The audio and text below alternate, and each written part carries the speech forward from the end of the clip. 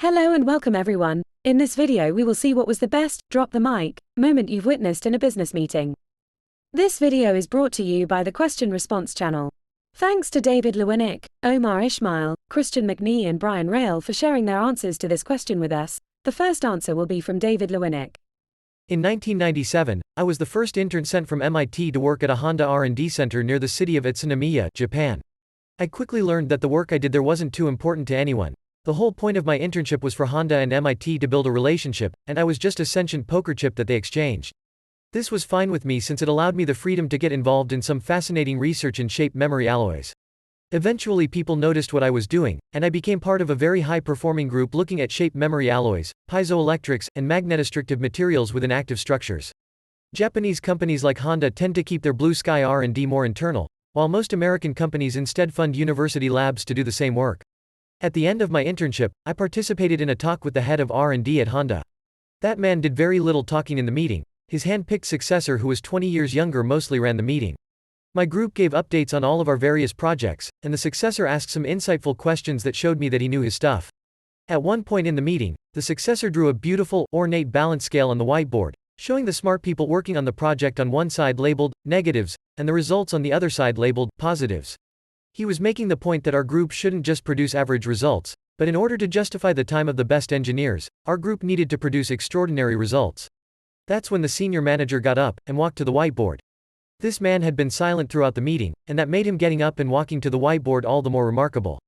21 years later, I still remember his gait getting out of the chair and walking to the whiteboard. He erased the picture of the engineers from the negative side of the balance, and drew them in on the positive side. Then he said, "The most important output of this R&D team is not the projects they do. The most important output is the people with experience in these new technologies.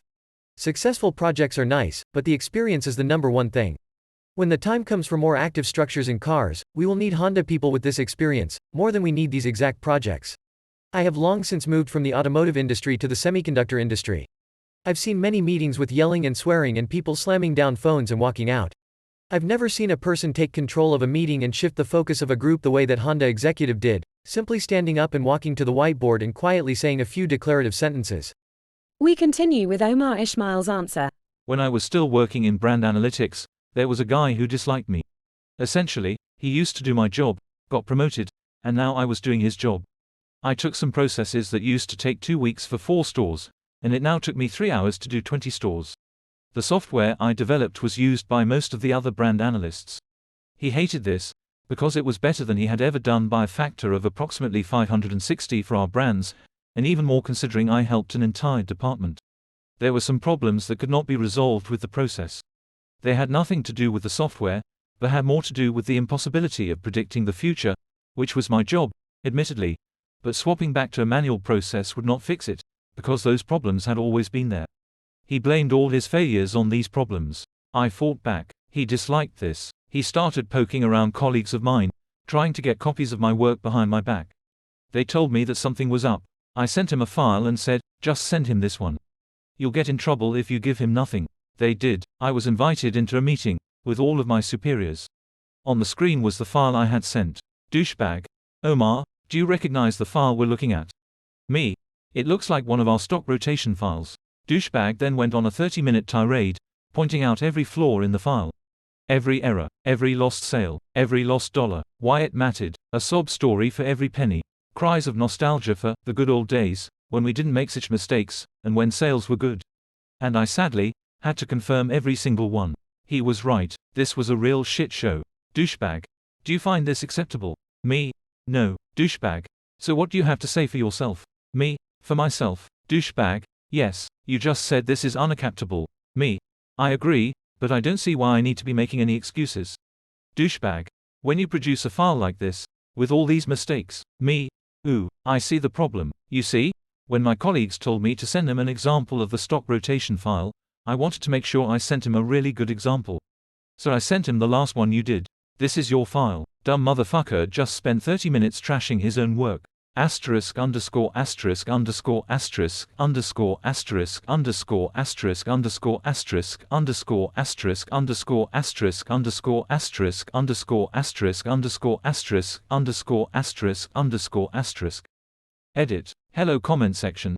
For those of you asking, What happened next was a brief bout of stifled laughter, followed by a torturous 5 to 10 minutes, with a lot of awkwardness while I explained the improvements I have made to fix some of those problems. So not quite a mic drop, but I think my point had been made. I have several other stories, but this is a key turning point in this battle of wills. Eventually he was asked to stop trying to manufacture evidence against me, no longer allowed to review any of my work. He was my senior, but never my boss, and eventually I was promoted out from under him. I found that this story spread throughout the company, and it turns out there are dozens of necks he had stepped on in his career, and this was a pattern. All of a sudden other people lodged complaints from the last 10 years. Within months of my leaving the team, they lost 25% of their brand's value, tens of millions, after enacting policies I refused to sign on to. This effectively torpedoed his, until then, meteoric rise. He was sectioned off to a dead end to avoid embarrassment, and I left the company soon after, for my current job for just over double the pay. We continue with Christian McNee's answer. As a security officer with a corporation that always had us show up during a firing. One dude looked at me and my partner said, "I'm not going to cause a fuss." The HR lady walked in with the manager and told him the news and that he was being immediately dismissed. He looked at them and said, "I expect compensation." She said, "Not a chance," as he violated corporate policy and also broke the law. I don't know what he did, but upon hearing that, he smirked and opened a file folder in his desk. He also handed them a memory stick. He responded, "Fine, take a look. Also when you get to your desk look at the files." She went pale, as did the manager. He finished with 1 year compensation, with a proper layoff, and I have more copies of that. He also said he was keeping his company phone as his son liked it. I don't know what he showed them, but his office stayed empty for exactly 1 year before a new person was hired. We can continue with Brian Rail's answer. Not a business meeting, but at an awards banquet. And it was epic. Background: the hospital I worked at had just started implementing a requirement for a bachelor's degree for all nursing staff. This policy went into effect immediately for all new hires, and anyone that was already working there had 4 years to get it. All staff that had an associate degree in nursing or only a certificate of nursing received an email stating how it's proven that bachelor's prepared nurses are safer and more competent. So basically they called us incompetent and unsafe and were giving us 4 years to get competent and safe by earning a bachelor's degree, and let us keep working with patients even though we were incompetent and unsafe according to them. Go figure. Needless to say, that email struck the entire staff that received it, sent by the chief nursing officer no less, as offensive and cold. Most that received it had more than 10 years of experience at the bedside and were trained at many different positions and specialties. This also meant that they made more, which is possibly a good reason the hospital wanted to get rid of them and replace them with fresh out of school BSN nurses. Also, several of the nurses were 50+ years old with 20 to 30 years of experience, and you are asking a 55-year-old nurse to go back to school for a 4-year program? Yeah, it's not gonna happen. Many started planning their retirement. So on to the drop the mic moment. There was an annual award ceremony where they celebrated employees who were reaching milestones in their career: 10 years, 15 years, 20 years of service, etc. Of course, the CEO gets up and gives a speech and at the end said something like, "And here are to many more years ahead." And with that, a nurse who had just received her 25-year service pin stood up and said, "Too bad you are firing half the people in this room next year for not having a bachelor's degree," and she gets up and leaves the room. The look on the CEO's face and those of upper management was priceless. The room erupted in cheers as she's walking out, and several of us followed her out. The disrespect that was shown to the staff by upper management was atrocious, all for magnet status, which means next to nothing to actual bedside staff. I no longer work there. The woman that shouted at the CEO was not fired, although I'm sure someone talked to her. She was about to retire anyways, so I'm sure she didn't care about the repercussions. It was the best drop the mic moment I've ever witnessed and wish I had it on video to relive now and then. This is the end of the video. Thank you for staying until the end. I hope the video has you more. If so, you can subscribe and activate the bell to miss any video. Also remember to leave a like.